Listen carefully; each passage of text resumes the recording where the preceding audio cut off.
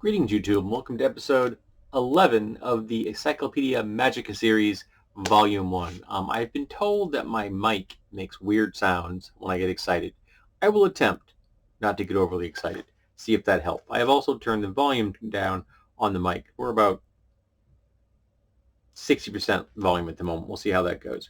So we're going to get this out of the way and hope the cat doesn't find it because she's like that. She likes ribbons. So we're up to Aprons. This should be intriguing. I'm going to see a lot of crafting in my near future.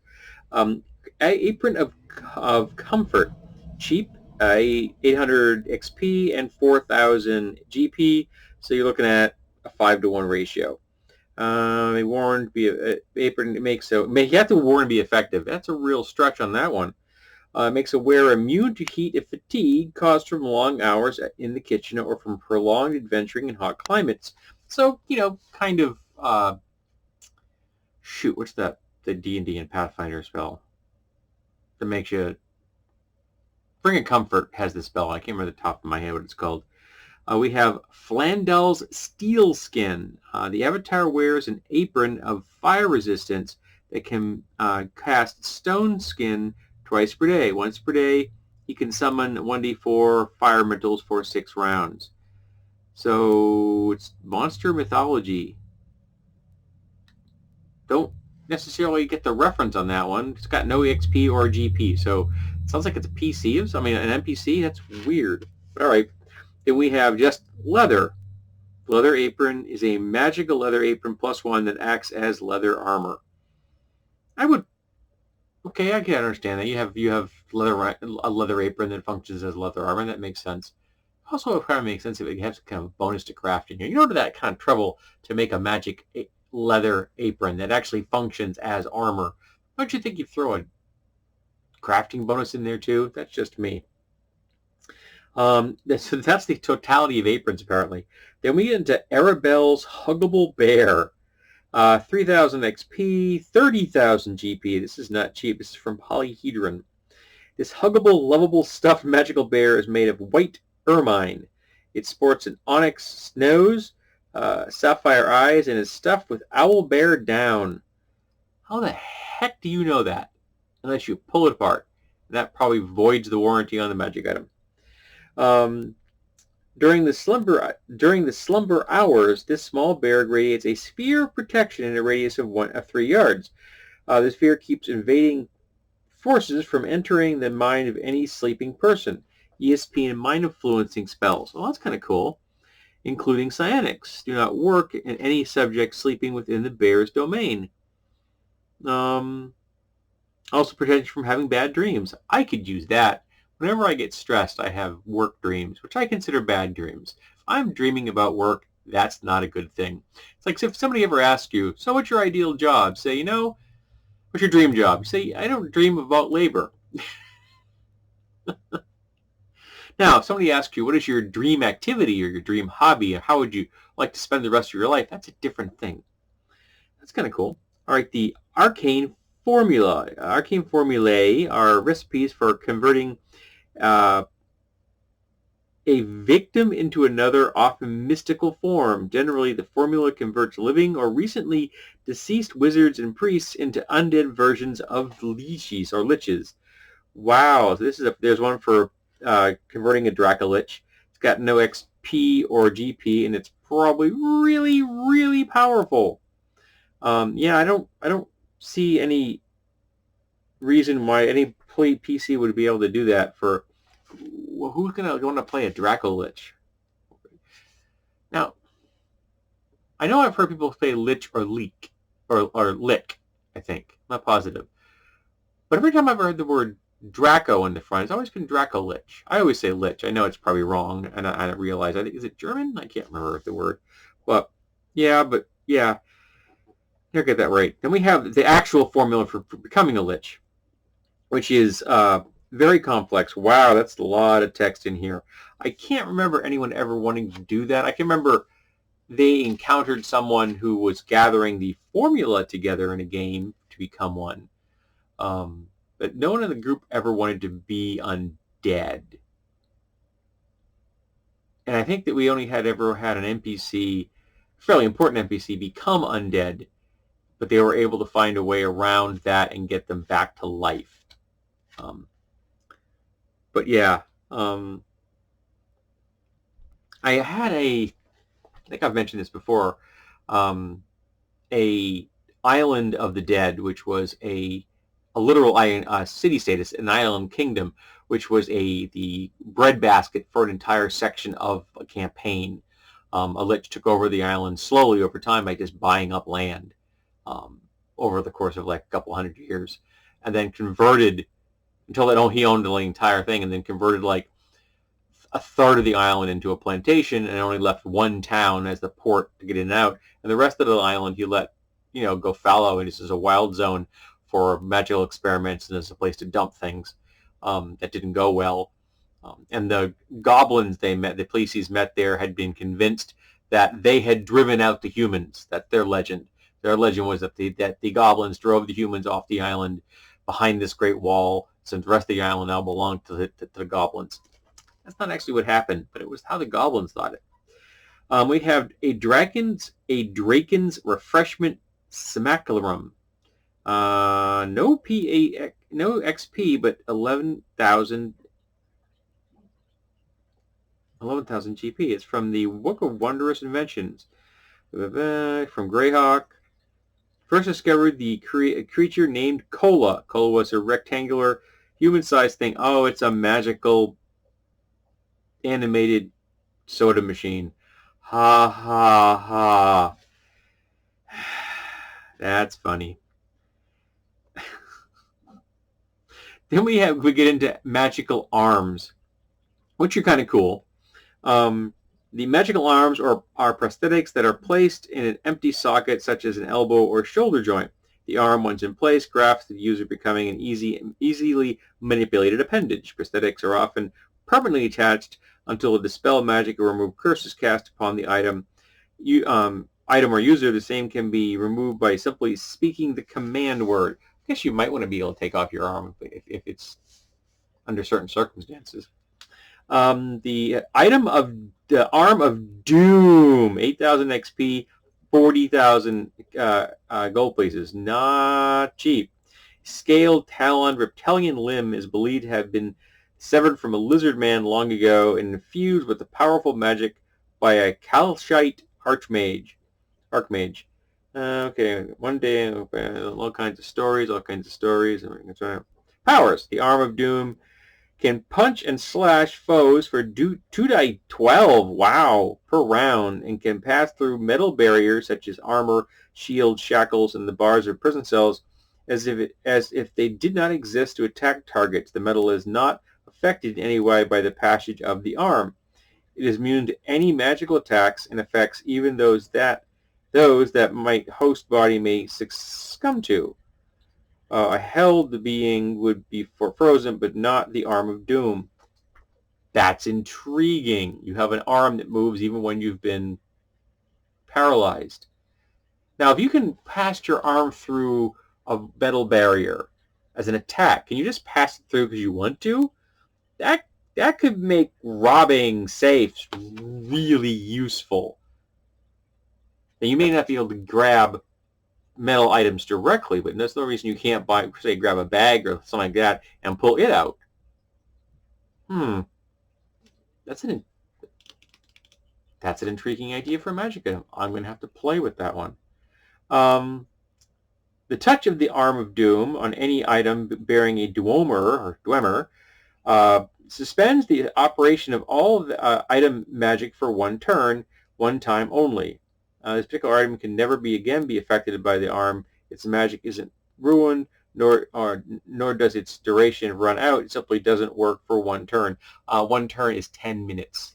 This is back from AD&D. The arm serves until the being it is attached to is slain or has taken 50 lives while attached to a single being.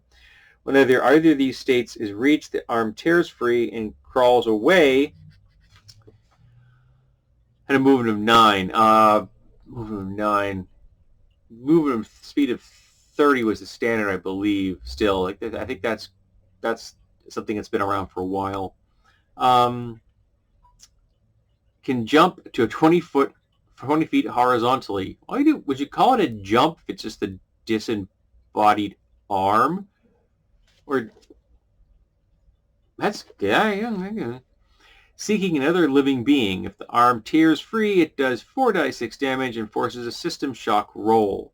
Arm is rumored to have other powers and perhaps even a destiny to slay a particular type of or nationality or class or such and such. But these are the subject of great many controversy among sages and have not yet been clearly established. All right, then we have the Silver Arm of Ergoth. The Silver Arm has formed by dragons, elf, man, and dwarf, bearing the creatures was forged, creation of the original dragon lances. This particular artifact is able to guide the hammer of Karas to an exact location of the dragon metal to create a perfect lance. Expensive, 10,000 XP and 50,000 GP. But I guess apparently it wasn't enough, because there's also a Silver Arm of Ergoth 2. A little less expensive, 9,000 and 45,000. When used to forge the original Dragon Glass, it was only used again during the recent war against the Dragon Empire. This arm must be attached to a humanoid with a strength of at least 17. The person must be of good alignment and is missing his or her right arm. When a proper wearer places the arm to his or her right shoulder, the arm grafts itself to the character and becomes a normal arm for all common tasks. When used with the hammer of Karas, however, the silver arm has the power to properly forge dragonlets and yada yada yada. It also acts as an arm, as a ring of regeneration. That's handy, because you have an arm that functions as a ring of regeneration. That means you can still wear 2 more rings. On 3.5, you also could pick up, if you were a wizard and had the forged ring feat, you could also pick up a feat that lets you use 4 rings. I think it was just called the extra ring. You had to be able to have you forge ring to get the feat. I always liked that one. Then we have the Arm of Valor. This is from the Ruins of Myth Draenor. I love that. I always love that term, Myth Draenor. I don't know if I ever done a video about how I use Myth Draenor. I'll have to do a search on my folders, files, and see if I did on my videos. This priceless item, it's okay, 8,000 and 40,000. It is one of the 2 known surviving power arms in the realms. Whenever any power of any piece of the armor is used, there is a 1% chance that one of the pieces vanishes. Okay, so it's apparently there are a gauntlet, a vambrace, a cotere, a rerebras, tubular cover for the upper arm, and a poltroon.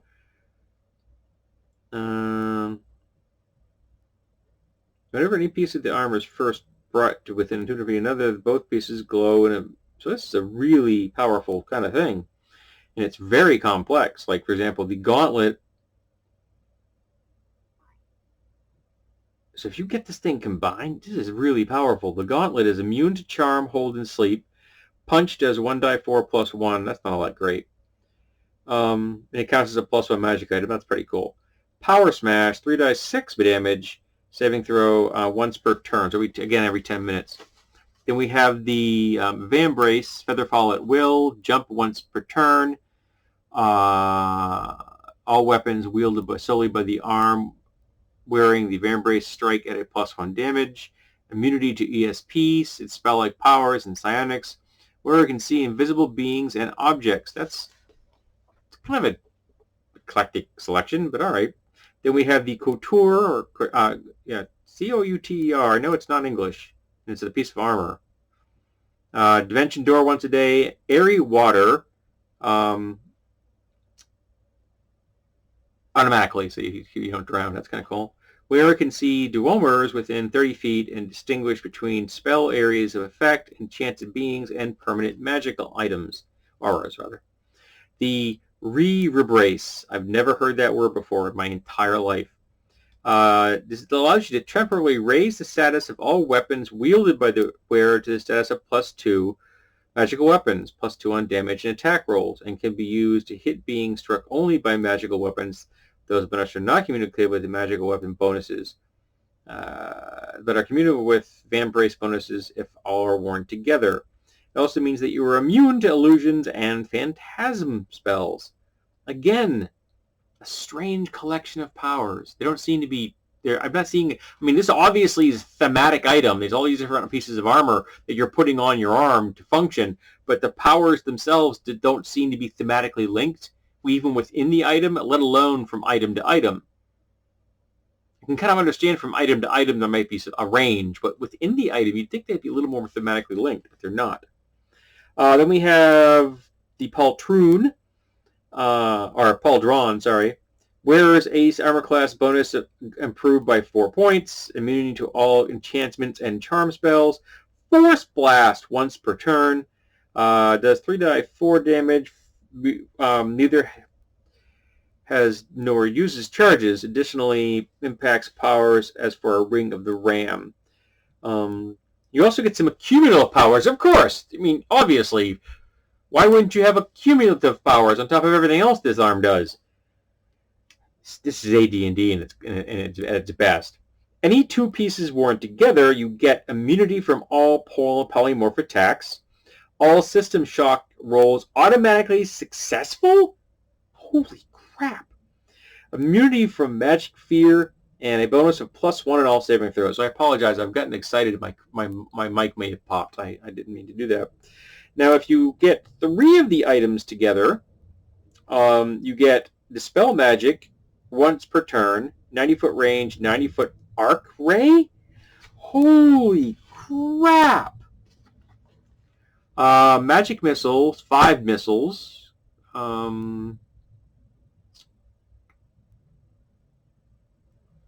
It doesn't say...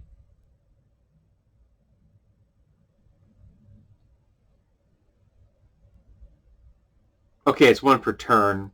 I don't know if I would... That's weird. Okay, obviously, 1 die, 4 + 1 points of damage each. 1 missile from each digit of the gauntlet. 1 unleashed per turn of all 5 missiles in the same round. Doesn't say how often you can use the power. That's a very poorly written passage. And then an immunity from petrification. Of course, why not? And if you get all of the things, if you've hit the bonanza and you've spent most of your campaign trying to piece this piece of armor together for yourself, you get an additional +2 bonus on all saving throws. An additional, that's a +3. That ain't bad. Fly, 4 rounds maximum burst, 1 use per turn. Flying for 4 rounds isn't not bad, but it's not a deal breaker. Minor creation once per day. That's pretty cool. Wizard Eye once per day. That's useful, but once per day, I mean, Wizard Eye isn't that powerful. And lastly, if all 5 pieces of the arm are worn together, they fuse into a flexible but solidly linked unit that can be readily separated at the wearer's will, but not otherwise. That's a really... I've never heard of this darn thing. Really, I really haven't. That's from the Ruins of Myth Draenor. I have to look that up, man, because I don't remember that. I have to do a video about how I handled Myth Draenor. I really do. If I haven't, I'll have to go check that out on my channel and see if I have posted a video about Myth Draenor, because I got to be honest, I don't remember all the videos I've made after 11 plus years. They kind of blend together. All right, I've been rambling on for far too long, but thank you for indulging me. We're going to stop there. The next is Armbands. That kind of makes sense because you go from arms to armbands. So this has been a bit of odd lot here right now. So hope you have enjoyed episode 11 of the Encyclopedia Magica. I know I have enjoyed it. I like this series. Though we are only, what are we on? We're on page 65 of a 400-page book, volume 1. So there's 1,600 pages of this. I'm going to be doing this series probably as longer than my 4,000 question series, which I believe at the time of recording, I think the last one I uploaded was 108, and I've got them recorded all the way up to 390 already. So I'm waiting for 2 things to happen to finish up the last 10. 1, get my new dosage of serotonin. It's going from 75 to 100 milligrams per day. and hopefully we get the Orange Menace out of the White House. If that happens, I will then begin filming the last 10 after January 20th. At the moment, I am still too stressed to want to finish up that series right now. I don't want to tackle those questions until we have some kind of definitive end to what's going on in the world today in America. Alrighty, sorry for this side distraction, but I'm tired and I'm easily distracted all the damn time. As you can look at my channel, it's an eclectic mess for a reason. But thanks for being here for episode 11. I hope that you will be here again for episode 12.